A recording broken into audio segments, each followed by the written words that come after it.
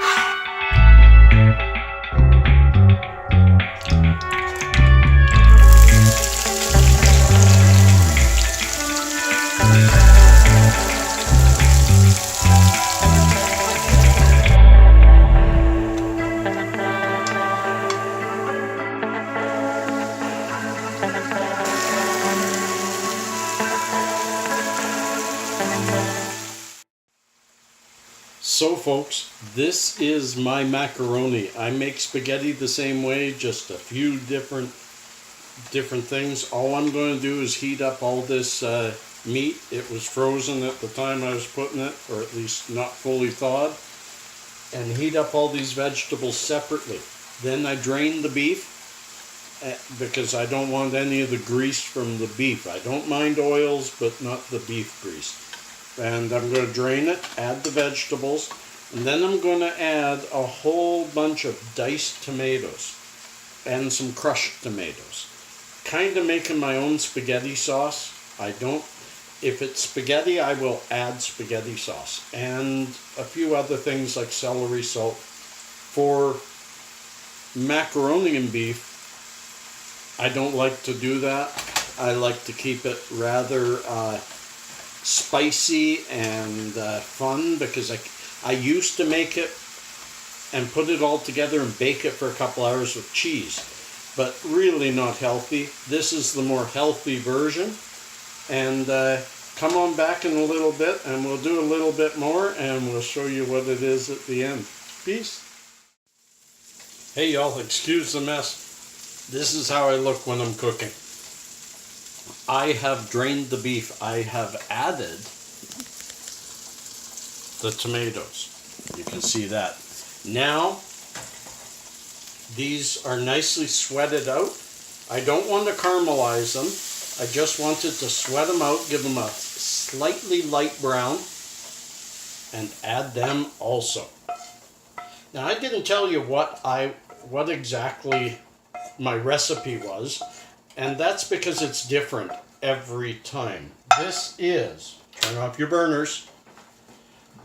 Whoops, I'm not there. This is one of those fly by the seat of your pants kind of, let's see if that's more straight, whatever. Fly by the seat of your pants kind of recipes.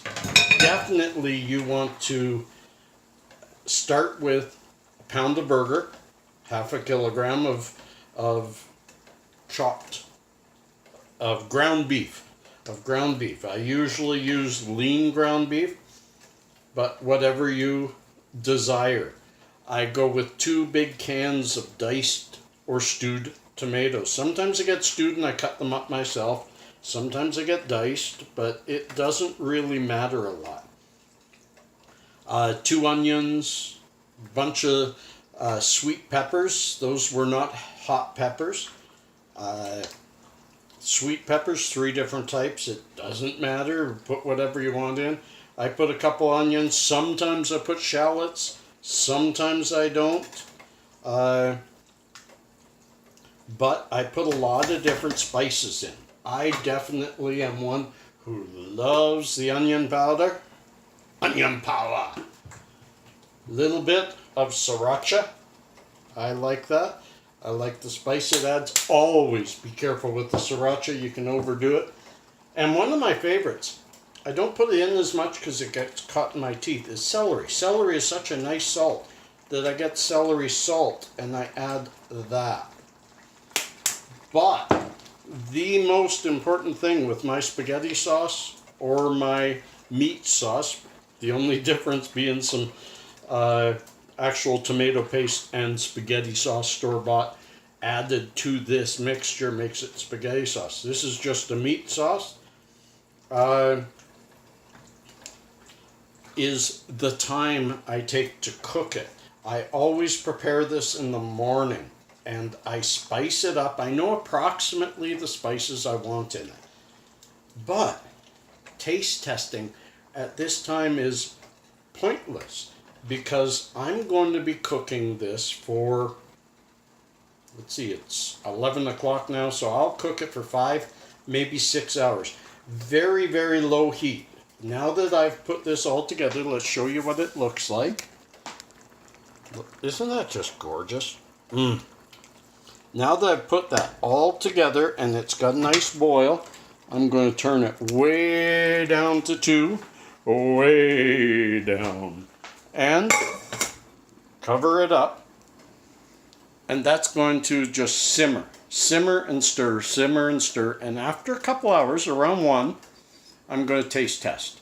I'm going to see, does it need a little salt? Does it need maybe a little more spice? I might add some chilies then. Because I like a little bit of kick to my meat sauce, but not a lot. But the longer it cooks, the more those flavors are not only enhanced, but are usurped by all the vegetables, by all the meat, and it all becomes this beautiful, beautiful flavor. Later this evening, I'll be back in the kitchen, moving this to the side and boiling up a bunch of macaroni and making it just to the point of al dente, then putting it all together and just making a nice mix. We're backing up that bus. Yeah, friends, I'll make this quick, but as usual, I don't plan things out too well. And I decided let's make Grandma's macaroni. The real macaroni that gets baked in the oven and tastes so beautiful. So, pitter patter, let's get at her. I gotta go get some cheese and I gotta grate it. And then I gotta make a few more cuts so that you know how to make it. And you know, here we go.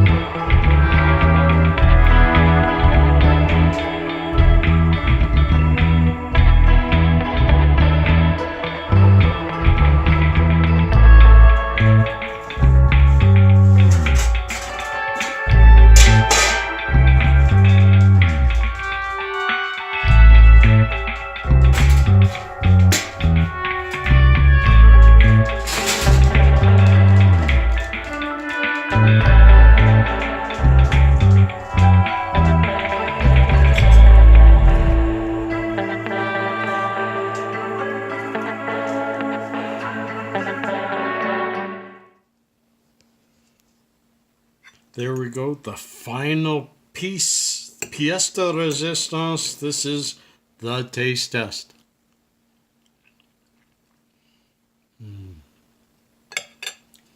Exactly as I remember it. Peace. Cheers. Love and harmony.